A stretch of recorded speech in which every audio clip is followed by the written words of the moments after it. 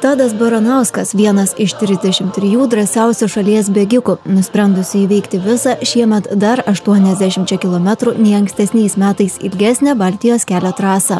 Panašų iššūkį net 3 šalims ypatingų laikų vyras įveikti pasiryžo jau 6. kartą. Pats laukiamiausias bėgimas. Va to ir vasarą užbaigiu šito bėgim.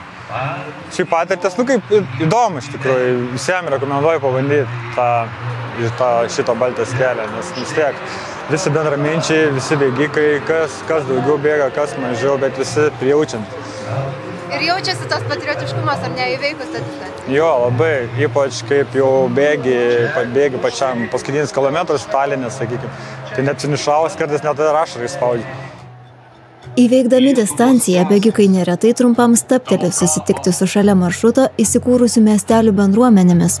Viena iš tokių aktyvių bendruomenių šalia magistralės prižiūrinti istorinę Ąžuolų giraitę yra Panevėžio rajono Šilų, kaskart parengianti sportininkams nors ir trumpą, tačiau šventę. Kiekvienais metais mes pažymim tą Baltijos kelią ir sutinkam sportininkus bėgančius Vilnius, Ryga, Talinas. Jie irgi atbėga čia iki čia, ateina, pabūna, pasikalbam, pasisvečiuoja, pasišnekam ir toliau jie išbėga, o mes liekam švęsti. Ši šventė vyksta jau 35 metus ir mes nesam praleidę nei vienų metų. Jubiliejinius metus švenčiam ypatingai iškilmingai. Ir su ta švente yra užaugę labai daug vaikų ir jie suvažiuoja iš bet kurios Lietuvos dalelės, kad dalyvauti toje šventėje. O jeigu negalit važiuoti, tai visą laiką žiūri Facebooko paskyroje paskelbtas nuotraukas, komentuoja ir džiaugiasi. Mes čia labai daug užaugę vaikų su šita švente.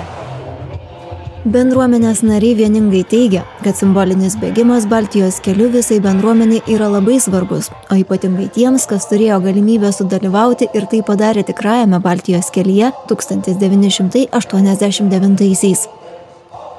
Mes apie to Ąžuolą tupėjom 89 metais, irgi gražus labai yra toks plakatas, bet šiuo atveju čia neturiu. Bet tiesiog laukiam ir tik tiek, kad vėlgi žmonių, kai ta vyksta, vyresnėje žmonės jau jie netiek ir sveikatos turi, o mažiukų laukiam visada, bet šiaip susirenka, kiek yra, kiek gali dalyvauja žmonės. Bėgimas Baltijos keliu organizuojamas nuo 1992 metų. Šiemet bėgikai bėga 680 km ir finišuoti Taline turėtų jau pirmadienį apie vidurdienį.